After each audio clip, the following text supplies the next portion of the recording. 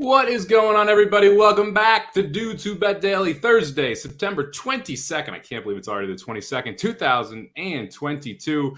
It's another night of Thursday Night Football. We're excited. We got a couple good college games. We got a good pro game. Not too much going on in the horse racing world, so quick plug here. We do have a Pick 6 carryover at Low South. Anyone wants to play that for $2. So I'm going to post up a free grid on Twitter if you want that. And then Aaron and I will be back with Chris Griffin later today at 5 o'clock for the Magic Mike Show to talk about the late pick 5, which is a mandatory payout over at Park. So get your horse racing fill there. This is going to be mostly football here.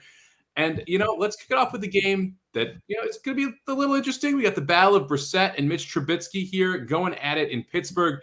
If you haven't looked at the weather report already, Papa Dude, 20 to 30 mile per hour winds during this entire game coming off that lake. It's going to make kicking a mess. And throwing a mess for two quarterbacks who can't throw anyway. Well, yeah, I was getting ready to say the throwing doesn't matter. Definitely, that is gonna be a real problem. And I guess if you're running into the wind, that may slow you down a little bit. So you got to look at the Browns when they're going into the wind tonight. When Hunt and Chubb are running, is this a snooze fest or what? It's bad. It's an interesting one. I mean, right? The line opened at minus 3 for Cleveland, got all the way up to 5.5. It's sitting at 4 right now at most books. Slim, did you have a side that you favored here, or this one where you're like, hey, I just want to focus on player props, not worry about it? The side seems a little dicey.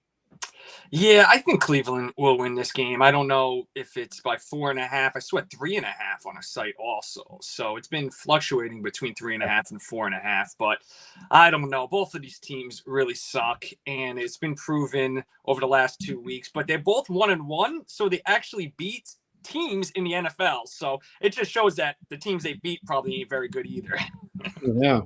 Just shots fired at Cincinnati there. You, Aaron, this is a division that's absolutely up for grabs right now. All 4 teams, you haven't really seen anything impressive. Baltimore collapses, Cincy looking awful. And then you got these two here. Big game from the division lead perspective, because if Cleveland can win here and just somehow stay in this until Deshaun comes back, they probably have the best team in the division. Oddly enough, I think they do, and Baltimore as well. It is a division, and I don't know who's going to win it, but it is completely wide open. Probably going to get one team out of this division in the playoffs, and that'll be their winner. I kind of am with Slim. I kind of think the Browns are going to win this game. Week 1, the Browns they look pretty gutty. They won. It wasn't pretty.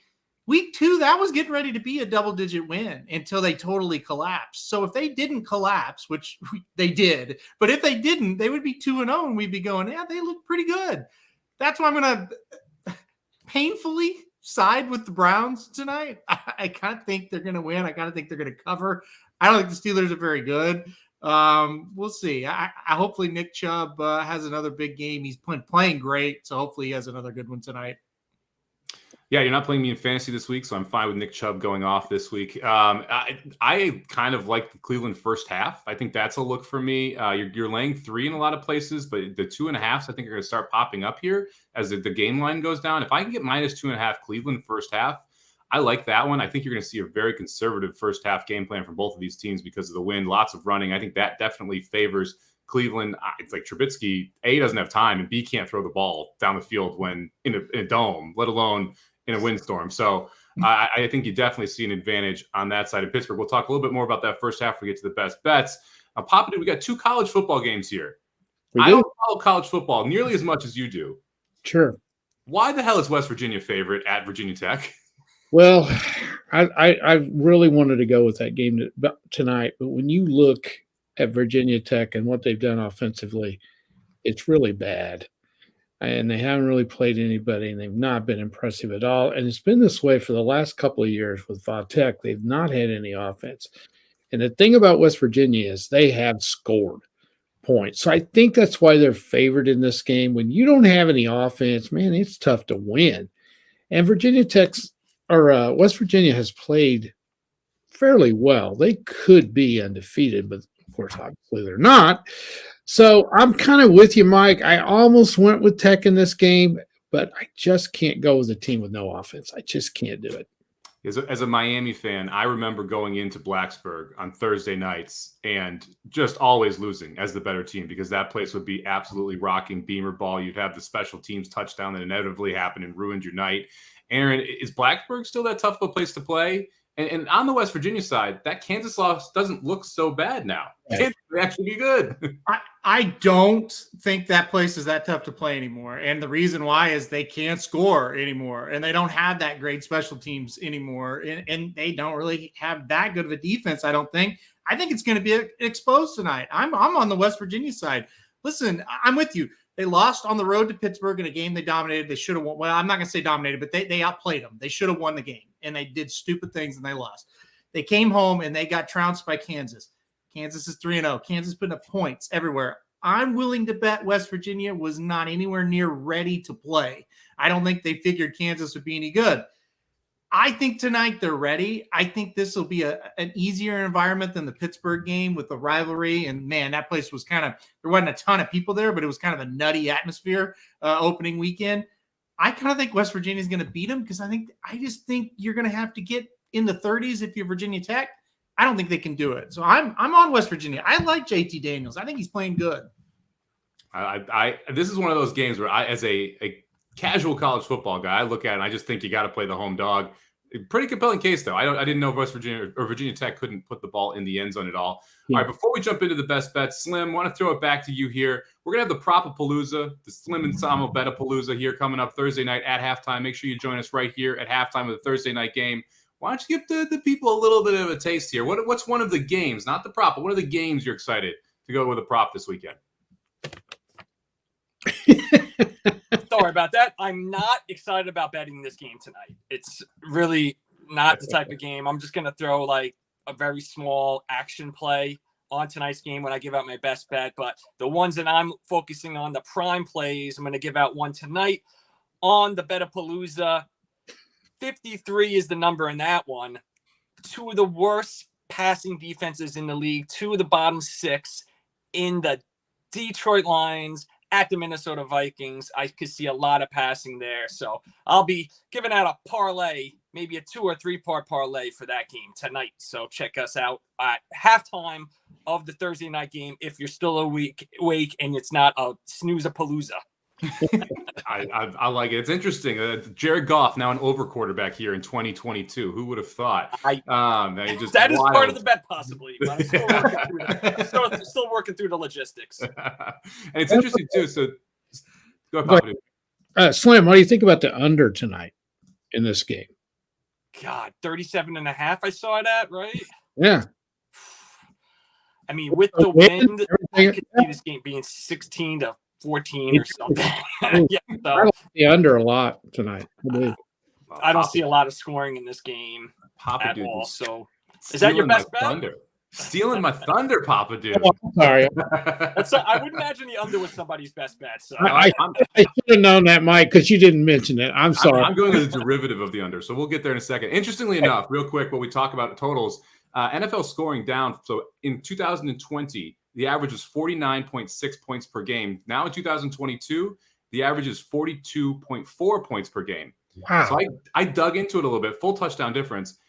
It's interesting because when you look at where that touchdown is coming from, receivers are scoring 3.2 touchdowns per game this year versus 3.4 in 2020. Running backs scored 2 touchdowns a game, or rushing touchdowns, or 2 touchdowns a game in 2020, 1.2 in 2022. All of it is coming from rushing touchdowns. When you dig deeper, 34 players have scored a rushing touchdown. Only 23 running backs have scored a rushing touchdown through 2 weeks, and only 2 have scored more than 1 rushing touchdown. Wow. So I'm going to be looking at running back touchdown no props and see if we can take advantage of this, because you're seeing a lot of passes inside the 5. You're seeing a lot of QB runs inside the 5. You're seeing wide receiver runs from like Debo inside the 5. It's interesting if we can get, like, Chubb tonight is plus 130 to not score a touchdown. He only scored a touchdown in 7 of 14 games last year. And the totals were significantly higher than 38.5 in those games. So I think it's interesting if you want to attack the running back no props in the short term until this turns around a little bit as well. Slim, any interest in that?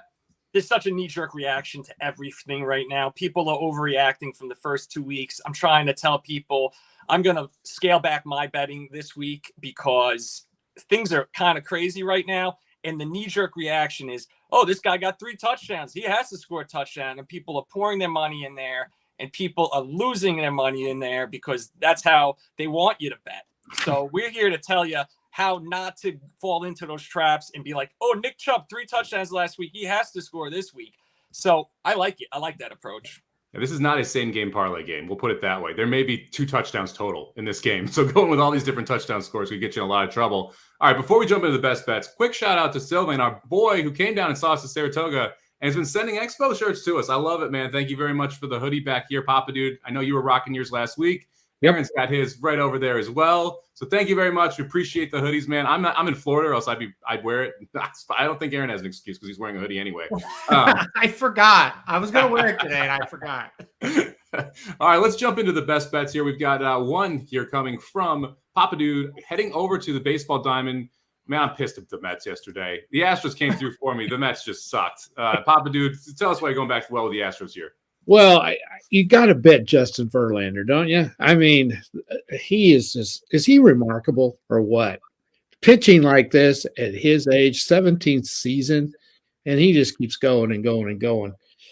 I better quit bragging on him too much. 17-3, 1.78 ERA. First time in his career he's got a chance to be under 2-point ERA for the season. He has a chance for Houston to win their 100th game today. That's unbelievable. I think this is the best team in baseball. I really do, and they're pretty reliable. The guy that's pitching for Baltimore worries me a little bit because he's been pitching very well. He hasn't been winning a lot of games. He's been pitching great the second half of the season. Last 10 starts allowed 3 runs or less in those 10 starts. So I'm a little worried. Another bet you might look at is the under in this game too, because I think Verlander's going to do his part. So the under might be a good bet too. But I just think Houston's going to win this. I think we might see 3-0 in this one, you know? So I'm just thinking with the money thing the way it is, it's not bad. Now this morning it was a little better than that. But anyway, I think Houston's going to win by more than 1.5. So they're going to win by 2 today at least. It's been fun to watch Verlander pitch this year. Obviously a Tom Brady-esque type thing. He's in his 40s pitching like this. It's absolutely phenomenal. Interestingly enough, took the full season off last year because of COVID. So just opted out of that season. You've seen him come back so strong this year. I think that definitely helped having that rest. First time on the IR was just a little bit ago, but came off it and pitched very well first out. This is the second start off the IR. I'd be surprised if he doesn't deal another gem here. He's been phenomenal all year long. All right, let's jump over to Aaron Halterman here, heading to the gridiron, but of the college variety. One of the teams that I made a lot of money on last year, you're going with this year. Tell us about Coastal Carolina. Well, listen, I've got good news for everybody. This is the best football game that will be played tonight. This will easily be the most entertaining game of the night. It's Coastal Carolina and Georgia State at Georgia State. These two teams can really put it in the air. They've got great running games as well. You're going to see a pretty high scoring game. I think the over-under is 63 right now, and that's probably about accurate. Listen, don't be fooled by the records. Coastal Carolina's 3-0. Georgia State is 0-3, but my goodness, Georgia State's lost some heartbreakers. They've been in every game.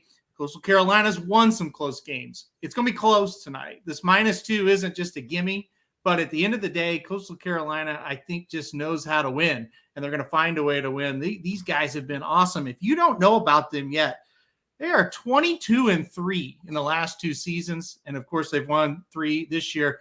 So they know how to win. Now, bad news, they did lose to Georgia State last year. That's one of those 3 losses in the last 2 seasons. But quarterback was out of that game, and it made a big difference. Grayson McCall, if you don't know this kid yet, he is fantastic. This is one of the best quarterbacks in the country. I don't care what conference you're talking about. 9 touchdowns, 1 interception this year. He's a great quarterback. I think he's going to put up the points tonight against Georgia State. I think it's a close one, but I think Coastal Carolina -2 is the play here. I think they get it done. So now, correct me if I'm wrong here. 2 years ago, didn't they pick up a game against, like last minute, against another non-Power 5 conference team? And the 2 teams were vying to make the playoffs possibly. And I can't remember who they picked up. It was a game in Coastal. Was it BYU or it was BYU. It was BYU, yeah. Yeah, and that was a hell of a game. If you missed that one, that was a phenomenal game too. This Coastal team's a lot of fun, well coached, McCall, a great dual threat quarterback. That year they did pick up BYU. It was the COVID year, and they were both, I think, undefeated. BYU may have lost one, and they said, "Oh hell, let's play a game," and they were able to pull it off, which was incredible. And they won. That year, their only loss was in a bowl game to Liberty. They lost in overtime, 34-37, a great game. And like I said, last year they lost at Appalachian State. We know what that program is. That's not a bad loss. They did lose at home to this Georgia State team, but like I said, McCall was not in that game. He was hurt. He did not play.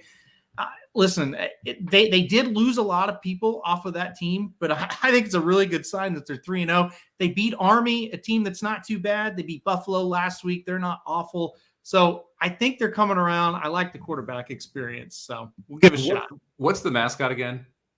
The Chanticleers. That's right. I knew it was some random thing that I never think of. Yeah.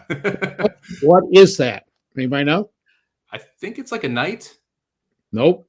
No? I just looked it up. Okay, what is it, Papa Dude? What it was, but I didn't. I want to be specific here. It's pronounced. Hold on a minute. Let me get to that page. It's pronounced Chanticleer. Okay. Chanticleer.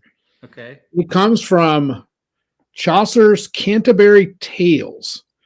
There was a proud and fierce rooster who dominated the barnyard. There you go.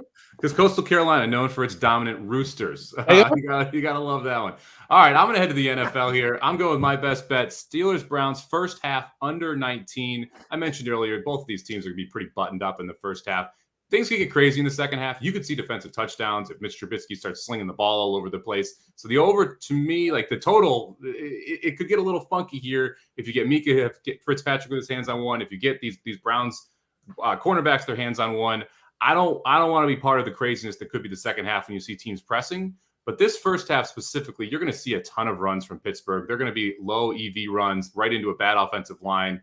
I don't think they're going to move the ball very well. You're going to see a ton of Chubb and Hunt in return from Cleveland. I don't think you're going to see a ton of plays. I don't think you're going to see a ton of breakaway runs. For me, under 19 in the first half is the way to play this game if you're going to attack it. Like I said, I like Browns if you get -2.5 as well, but I like this under more. To nail it, to like put the nail in the coffin here, Steelers first half team total, 10.5, under juiced -150. Okay? Cleveland first half team total, 7.5, under juiced to -150. 7.5 plus 10.5 is 18.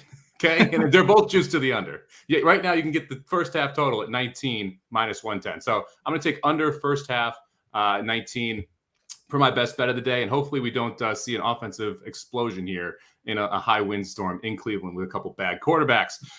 All right, Slim, let's flip it over to you here. You got a best bet on the player prop side. Tell us a little about why Najee Harris will not be running the ball well tonight. You said a lot of it. It comes down to game script. And when we look at game script, that is the pace of the race for an NFL game. And the game script that you just laid out, Somich, is why I think Najee Harris will get bottled up early in the first half. They're going to be running the ball with him. 54.5. He had 49 yards rushing last week against a similar defense in the New England Patriots.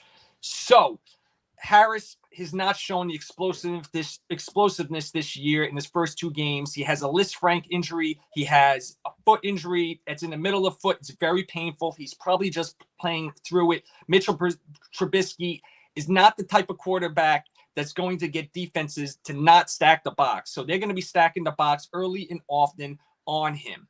He has 25 carries this year, Najee Harris, for only 72 yards. That's 2.88 yards per carry. It's never good Not to good. be under 3 yards a carry. At that rate, he'll need 19 carries in this game. I hope he doesn't get to that point or have any breakaway potential. I really don't think he's the type of guy that's going to put up a 25-yard run against this Cleveland run defense. As I said, 49 yards on 15 carries last week against the fifth-ranked run defense in the New England Patriots.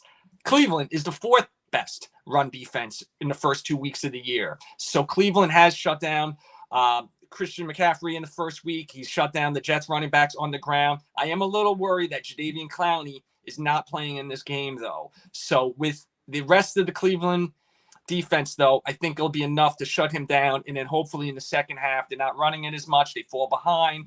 Chubb gets a bunch of, yardage early. They fall behind 10-3, and then Trubisky's trying to hit Najee Harris out of the backfield more often than actually handing it off to him. So that's hopefully I could get that under. But once again, this is not the type of game to be playing a lot. This is just an action play. If you have a free bet for one of these sites, just throw it on Najee so you can enjoy the game.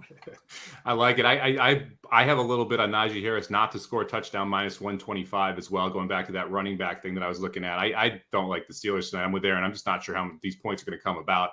But Najee will run into 8-man boxes all night, maybe 9. And so it's going to make his life tough here. So it's all about volume here, like you said. Does he get 20 to 25 carries if this game stays close? That's how he gets over this number. It's not going to be off 1 or 2 big rushes. All right, everybody, we've got a busy day here at Racing Dudes, so let's run through the different shows we've got here before we jump off with our best bets, or a recap of those best bets. I mentioned earlier that we're going to have a Magic Mike show. Aaron's going to be joining us, as well as the Parks announcer, Chris Griffin, to go over the late pick 5 there, mandatory payout. That's at 5 o'clock Eastern.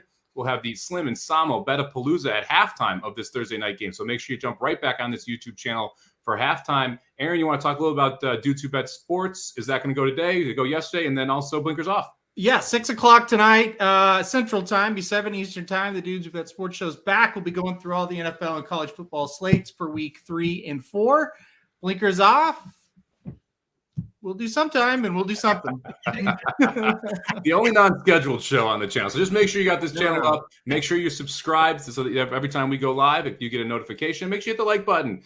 Give us a little love here for the Dudes Who Bet Daily as we try and get this thing to grow. All right, let's go over the best bets for the day here. Slim kicking us off. Harris under 54.5 rushing yards for tonight's game. Papa Dude going to the Astros, -1.5, -121. Aaron headed over to Coastal Carolina, -2. And I'm going to close this out here with Steelers Browns under 19 for the first half. Rough start to the week, 0-2-1, down $200, but we're up $2,118 for the year off a $100 base bet. Thank you very much, everybody, for joining us. We'll see you guys tomorrow again at noon Eastern. We'll see you all day here on the Racing Dudes YouTube channel.